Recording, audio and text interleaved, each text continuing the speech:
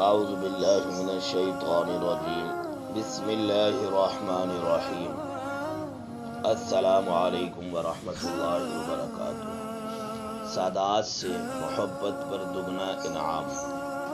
حضرت سیدنا ابو عبداللہ واقدی قاضی رحمۃ اللہ علیہ فرماتے ہیں، ایک مرتبہ عید کے موقع پر ہمارے پاس خرچ وغیرہ کے لیے کچھ بھی رقم نہ تھی۔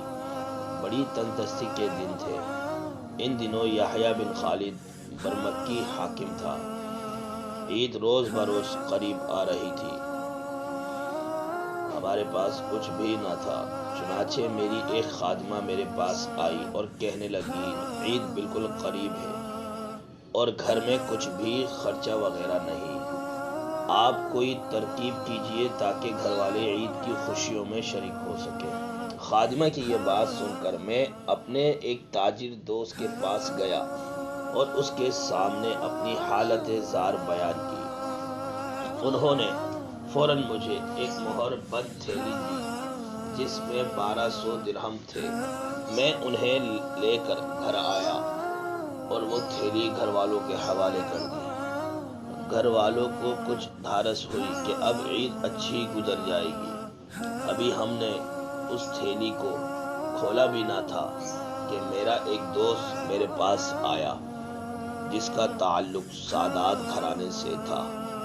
اس نے آ کر بتایا، ان دنوں ہمارے حالات بہت خراب ہیں اور عید بھی قریب آ گئی ہے، گھر میں خرچہ وغیرہ بالکل نہیں، اگر ہو سکے تو مجھے کچھ رقم قرض دے دو۔ اپنے اس دوست کی بات سن کر میں اپنی زوجہ کے پاس گیا اور اسے صورتحال سے آگاہ کیا۔ وہ کہنے لگی، اب آپ کا کیا ارادہ ہے؟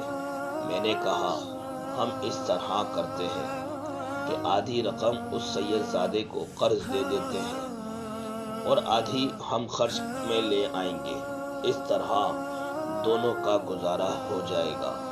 یہ سن کر میری زوجہ نے عشق رسول صلی اللہ علیہ وسلم میں ڈوبا ہوا جملہ کہا جس نے میرے دل میں بہت اثر کیا۔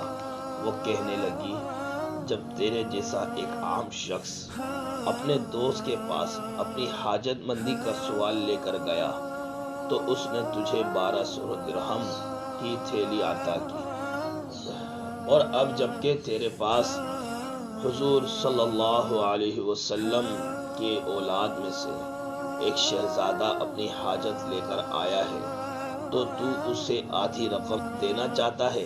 کیا تیرا عشق اس بات کو گوارا کرتا ہے؟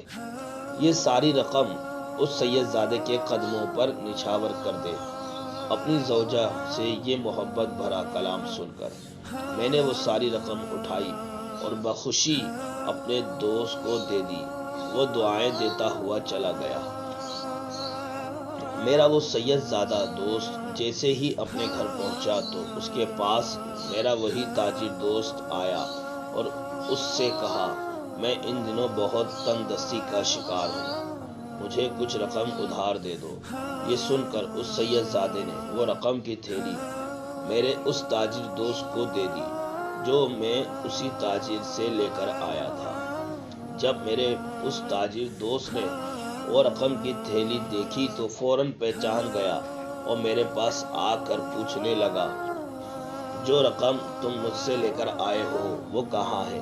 میں نے اسے تمام واقعہ بتایا تو وہ کہنے لگا، اتفاق سے وہی سید زادہ میرا بھی دوست ہے، میرے پاس صرف یہی 1200 درہم تھے جو میں نے آپ کو دے دیے، آپ نے اس سید زادے کو دے دیے اور اس نے وہ مجھے دے دیے۔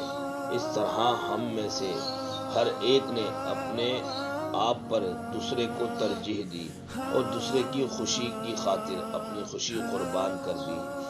ہمارے اس واقعے کی خبر کسی طرح حاکم وقت یحییٰ بن خالد برمکی کو پہنچ گئی۔